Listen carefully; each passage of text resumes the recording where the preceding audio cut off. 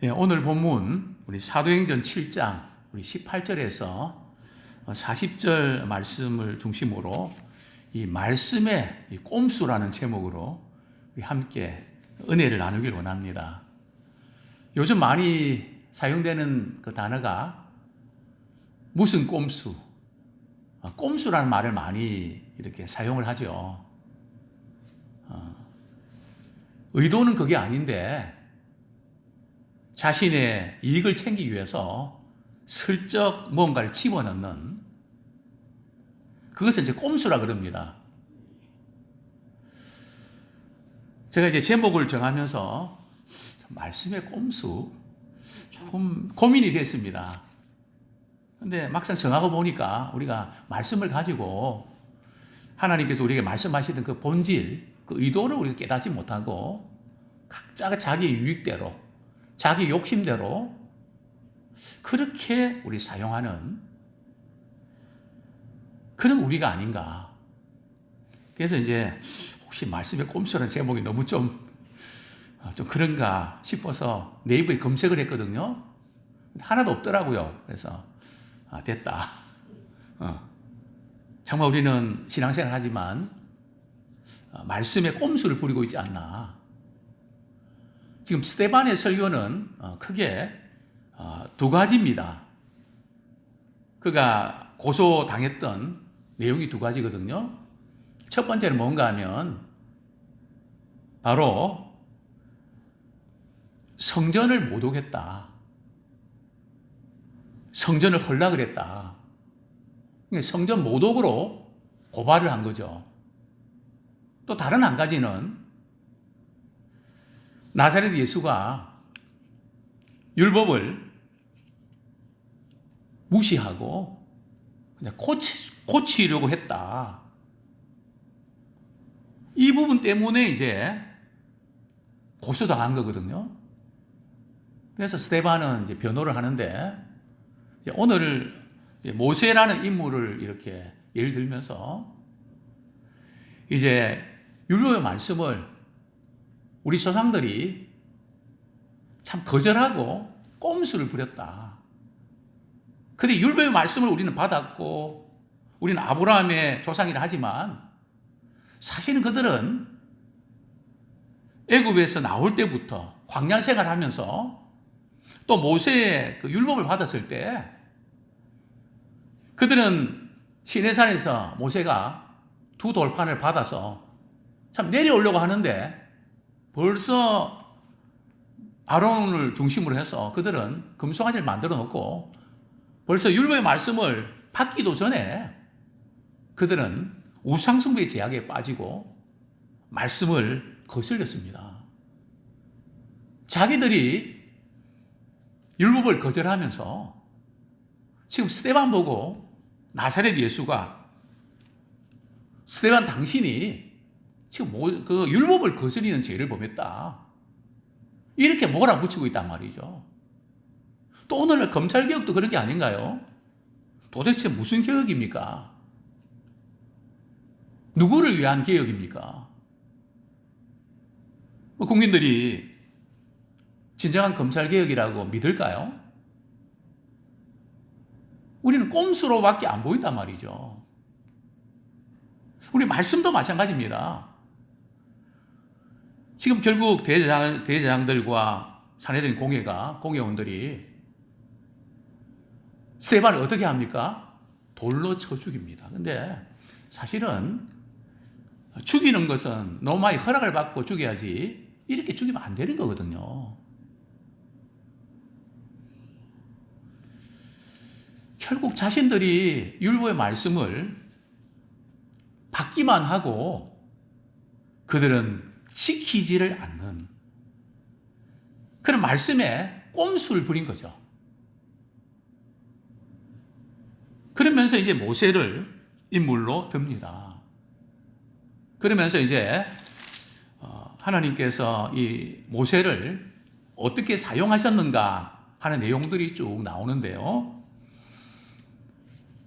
우리 18절에 보면 이런 18절에 쭉 나오는 이런 내용입니다.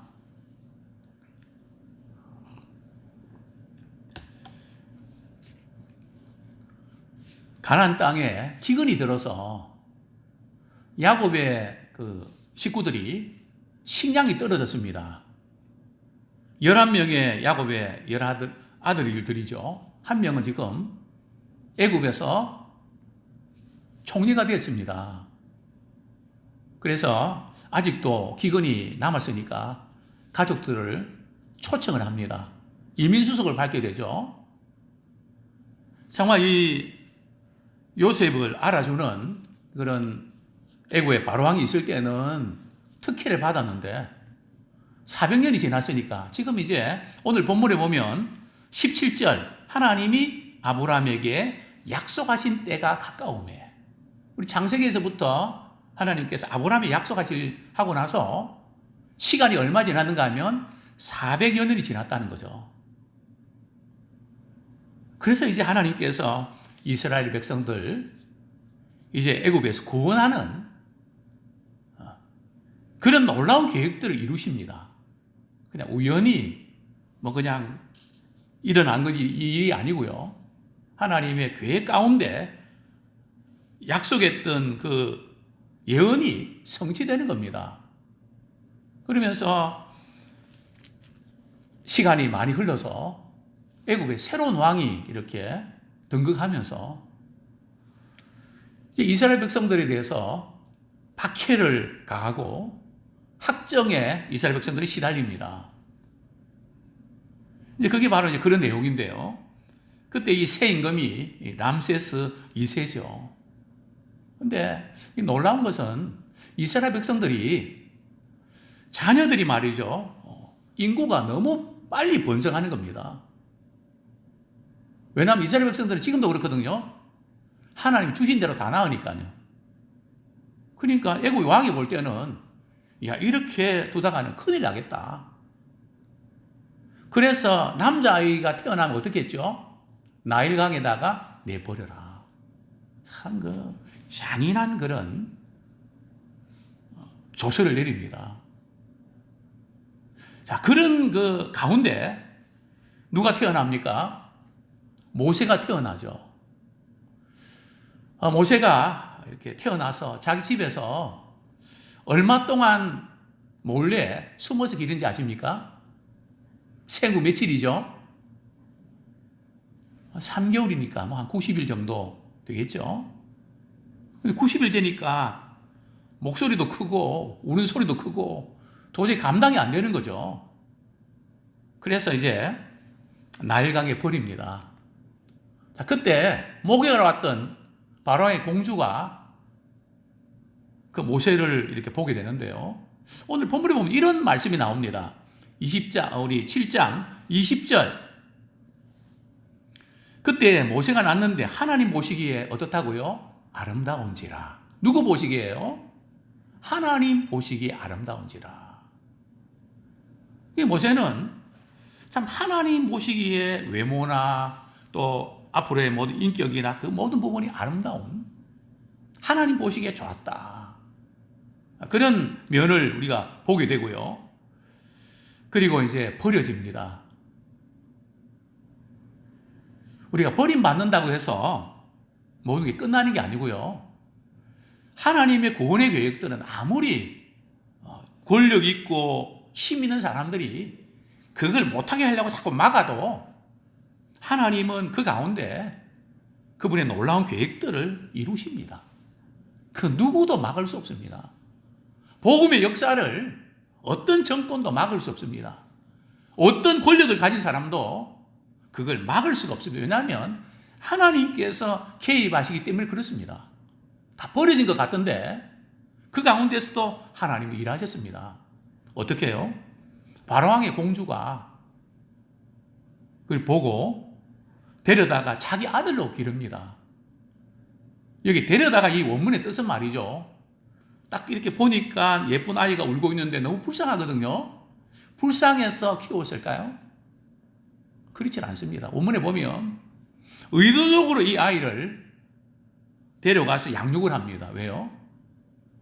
전승에 의하면 당시에 바로왕은 아들이 없습니다. 자기 왕위를 물려줘야 되는데 물려줄 사람이 없는 거죠. 그러니까 이 공주는 아들을 이렇게 모세를 잘 키워서 애굽의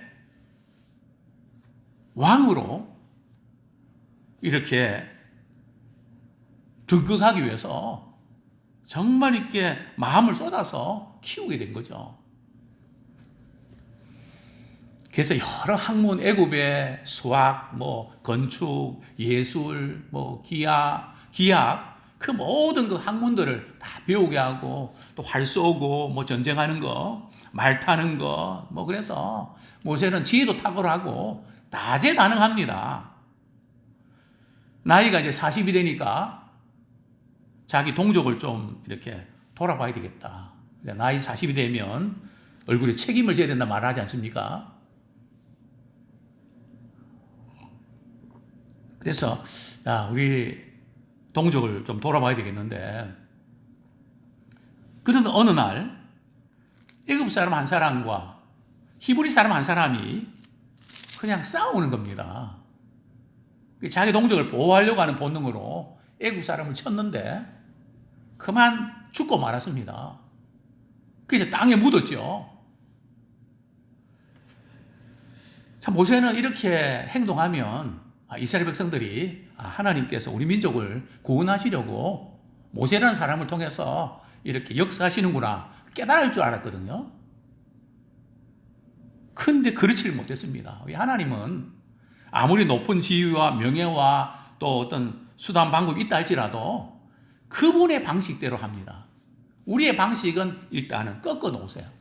제가 목회를 하면서도 쭉 보면 정말 그렇구나. 우리 하나님의 일은 우리의 방식대로 하나님의 일을 돕는 것이 아니라 하나님이 공급해진 힘으로 하나님의 일을 하게 하십니다. 그래서 이 모세가 지금 이 사건이 40년, 참 이 한 방 쳤는데 말이에요. 두 방 쳤는지 모르지만 죽었단 말이죠. 그 다음 날입니다. 이번에는 이스라엘 그 동족들이 싸운단 말이죠. 왜 우리 동족끼리 싸우냐, 그러니까. 당신이 뭔데 나를 관리와 재판장으로, 우리가 당신을 관리와 재판장으로 세웠냐? 왜 끼어드냐?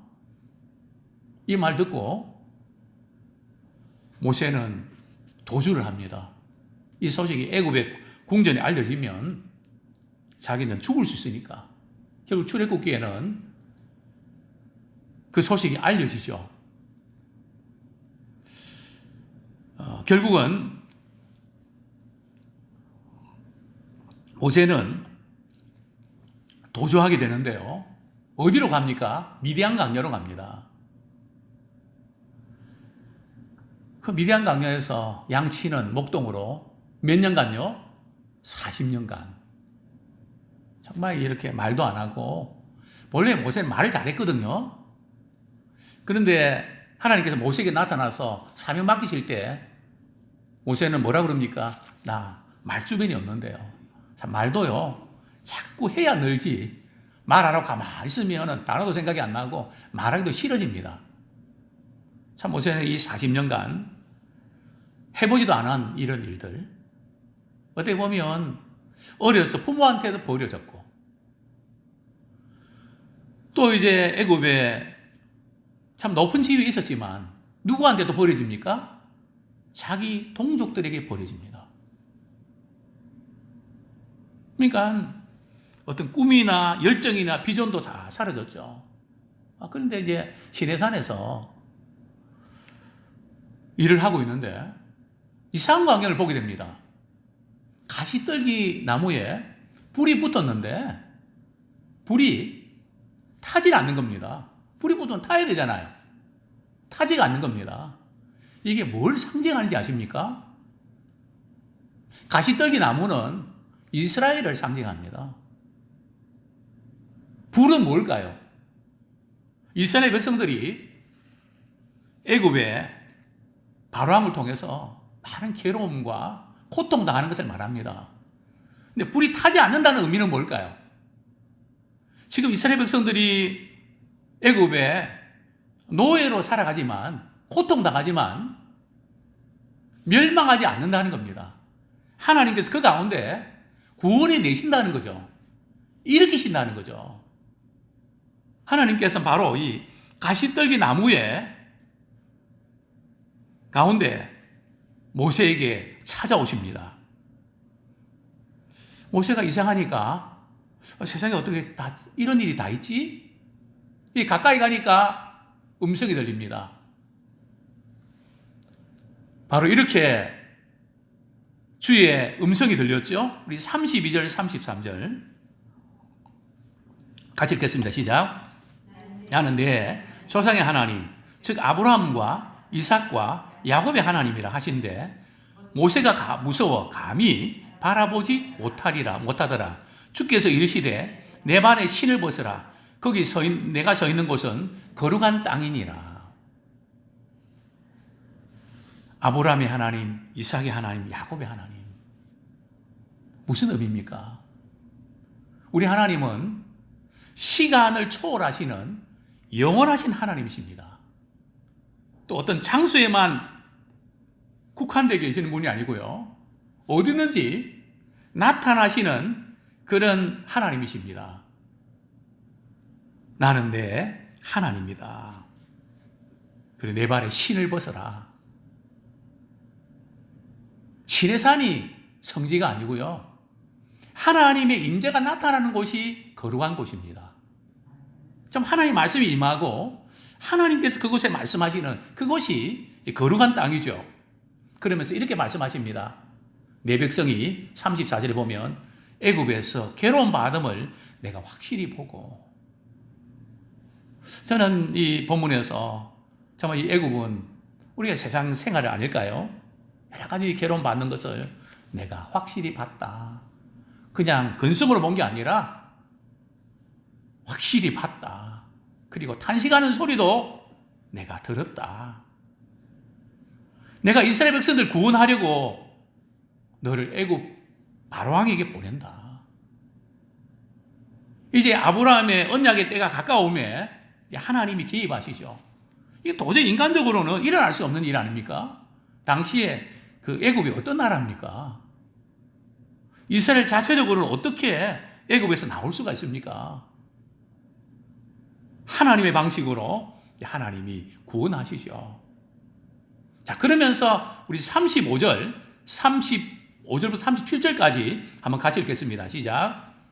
그들의 말이 누가 너를 관리와 재판장으로 세웠느냐 하며 거절하던 그 모세를 하나님은 가시떨기 가운데서 보이던 천사의 손으로 관리와 속량한 자로서 보내셨으니 이 사람이 백성을 인도하여 나오게 하고 애국과 홍해와 광야에서 40년간 기사와 표적을 행하였느니라.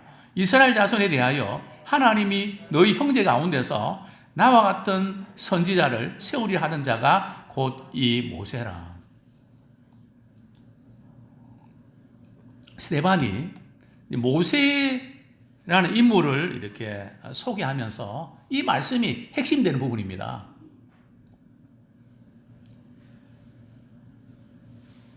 모세가 자기 동족들 싸우는 거 끼어들었다가 자기 동족한테 누가 당신을 관리와 재판장으로 세웠느냐. 그러면서 모세의 그 사랑으로 그 관심을 거절을 하죠. 이 대목, 이것을 스데반은 당시에 예수 그리스도께서 말씀하신 것을 당시 유대 종교자들이 거절하고 받아들이지 않는 것과 비교를 합니다. 그걸 어떻게 알 수 있습니까? 37절에 보면 하나님이 너희 형제 가운데서 나와 같은 선지자를 세우려 하던 자가 곧 이 모세라. 신명기에 보면 이 말씀이 나오거든요. 그런데 지금 이 사람이 누군지 아십니까? 이 사람이 분명히 모세인데 또 누구를 가리킬까요? 우리 사도행전 3장이죠. 한번 볼까요? 사도행전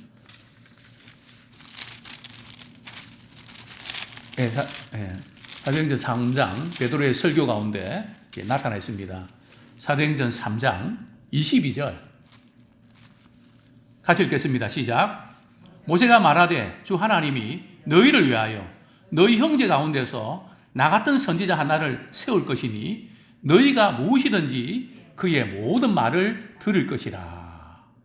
자, 여기에 모세가 주 하나님이 나 같은 선지자 하나를 세운다 할 때 이 선지자는 누군가 하면 바로 장차 오실 메시아를 가리킵니다. 즉 예수 그리스도를 가리킨다는 거죠. 즉 스데반은 이 지금 말씀을 하면서 당신들이 나사렛 예수 그분이 메시아로 오셨는데 그분의 말씀을 듣기를 거절하고 말씀을 거스렸습니다. 마치 모세가 이스라엘 백성들을 인도할 때에 그 모세의 말을 듣지 않고 하나님의 말씀을 거스렸던 것과 같은 겁니다. 그걸 비교해서 그들의 잘못된 부분, 말씀을 거스리고 그 말씀하면서 꼼수를 부리는, 말씀의 본질을 모르고 말씀을 이용하는 그들을 예리하게 지적을 하는 겁니다. 그러면서 모세가 이스라엘 백성들의 말씀을 전해줬던 것처럼 그 전해준 장소가 시내산인데 또 광야인데 그 광야를 사도행전에서는 뭐라고 표현합니까? 이 말씀 읽고 말씀 정리하겠습니다. 38절, 39절 같이 읽겠습니다. 시작. 시내산에서 말하던 그 천사와 우리 조상들 함께 광야 교회에 있었고 또 살아있는 말씀을 받아 우리에게 주던 자가 이 사람이라. 우리 조상들이 모세에게 복종하지 아니하고자 하여 거절하며 그 마음이 도리어 애굽으로 향하여. 지금 모세가 성경 말씀을 받았던 곳이 시내산이고 그 지역이 광야인데요. 오늘 부분에 뭐라고 표현합니까? 광야 교회입니다.